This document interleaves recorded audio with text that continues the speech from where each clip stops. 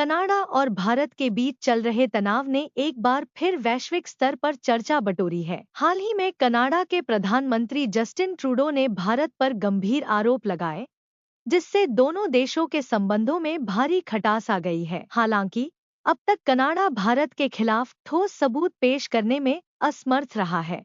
फिर भी ट्रूडो के बयान और गतिविधियों से विवाद थमता नजर नहीं आ रहा है। भारत का विश्वास कनाडा पर अब पूरी तरह से कमजोर हो चुका है, जिससे विदेश मंत्री एस जयशंकर को भी सार्वजनिक रूप से अपना पक्ष रखना पड़ा है। हाल ही में खबर आई है कि भारत के विदेश मंत्री एस जयशंकर ने कनाडा द्वारा भारतीय उच्चायुक्त पर लगाए गए आरोपों को सिरे से खारिज कर दिया है। भारत ने स्पष्ट कर दिया है कि इस तरह के निराधार आरोप लगाकर भारत की छवि धूमिल करने की कोशिश न की जाए। लेकिन यह विवाद यहीं तक सीमित नहीं रहा। यह राजनीतिक विवाद दोनों देशों के व्यापारिक संबंधों पर भी असर डालने लगा है, जिससे दोनों पक्षों के व्यापारिक हित प्रभावित हो रहे हैं।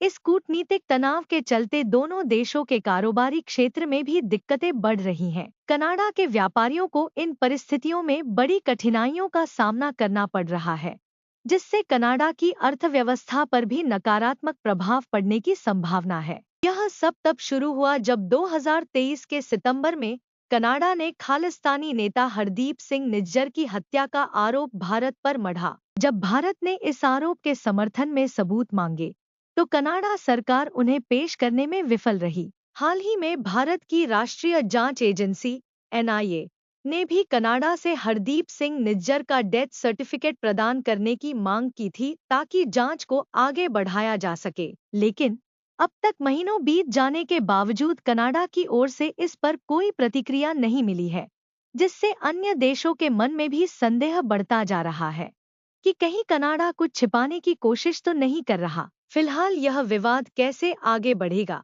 यह तो वक्त ही बताएगा। लेकिन इतना जरूर है कि कनाडा सरकार अब इस मामले में फंसती नजर आ रही है और इसकी तुलना पाकिस्तान से की जा रही है। खासकर कनाडा के प्रधानमंत्री ट्रूडो की कार्यप्रणाली के कारण भारत और कनाडा के बीच जारी कूटनीतिक तनाव ने व्यापारिक संबंधों पर सवाल खड़े कर दिए हैं। खालिस्तान समर्थकों के प्रति कनाडा की उदार नीतियों और आतंकी संगठनों के प्रति सहानुभूति ने भारत में गहरी चिंता उत्पन्न की है। पाकिस्तान में जिस तरह आतंकी संगठनों को पोषित किया जाता है, वैसी ही स्थिति अब कनाडा में भी देखने को मिल रही है। हालांकि कनाडा अपने तरीके से अपने घरेलू मुद्दे निपटाता है, लेकिन अगर वह भारत पर झूठे आरोप लगाएगा, तो भारत इसे कतई बर्दाश्त नहीं करेगा। इस कूटनीतिक संघर्ष के चलते भारत और कनाडा के बीच व्यापार पर नए सवाल उठ रहे हैं। वर्तमान में दोनों देशों के बीच व्यापारिक साझेदारी हर साल करीब 70,000 करोड़ रुपए का है, जो व्यापारिक दृष्टि से महत्वपूर्ण है। हालांकि ग्लोबल ट्रेड रिसर्च के मुताबिक पिछले कुछ समय से तनाव का असर व्यापार पर अधिक नहीं पड़ा था, लेकिन हाल ही में बढ़ते विवाद के चलते यह असर अब साफ दिखने लगा है। भारत हर साल कनाडा को लगभग 3.8 अरब डॉलर के सामान का निर्यात करता है और कनाडा से 4.6 अरब डॉलर के सामान का आयात करता है, जिससे कनाडा को बड़ा आर्थिक लाभ होता है। कनाडा की 600 से अधिक कंपनियां भारतीय बाजार में कार्यरत हैं और उनका भारी निवेश भी यहां पर है। भारतीय बाजार को इस्तेमाल कर कनाडा साल दर साल अच्छी आय अर्जित कर रहा है। वहीं भारत में रिलायंस, इन्फोसिस, टीसीएस, कोटक और महिंद्रा जैसी कंपनियों की वैश्विक बाजार में मजबूत पकड़ है। भारत की इन कंपनियों में कनाडा का पेंशन फंड भी काफी निवेशित है, जिससे कनाडा के पेंशन फंड बोर्ड को अच्छा रिटर्न मिल रहा है। भारत में कनाडा का कुल निवेश लगभग 2 लाख करोड़ रुपए है, जो कनाडा की अर्थव्यवस्था के लिए फायदेमंद है। भारत की बढ़ती अर्थव्यवस्था को देखते हुए कनाडा का फंड बोर्ड यहां से अपनी हिस्सेदारी खत्म नहीं करना चाहता। लेकिन दोनों देशों के रिश्तों में दरार बढ़ने से व्यापारिक संबंधों पर इसके प्रभाव की संभावनाएं बढ़ रही हैं। हाल के दिनों में इन्वेस्टमेंट से जुड़े कई संकट सामने आ रहे हैं। यदि निवेशकों ने भारत से अपनी पूंजी निकाल ली, तो उन्हें पहले जैसा रिटर्न शायद ही मिल पाए। कई कंपनियों में विदेशी निवेशकों ने लॉन्ग टर्म इन्वेस्टमेंट कर रखा है, जिसे अचानक से वापस लेना संभव नहीं है। ऐसे में यदि भारत और कनाडा के रिश्तों में खटास बढ़ती है, तो इसका असर कनाडा की अर्थव्यवस्था पर भी पड़ सकता है। इस पूरे मामले में कनाडा के प्रधानमंत्री जस्टिन ट्रूडो के फैसलों की काफी आलोचना हो रही है। सही फैसले न लेने के कारण कनाडा को बड़ी आर्थिक चुनौतियों का सामना करना पड़ सकता है।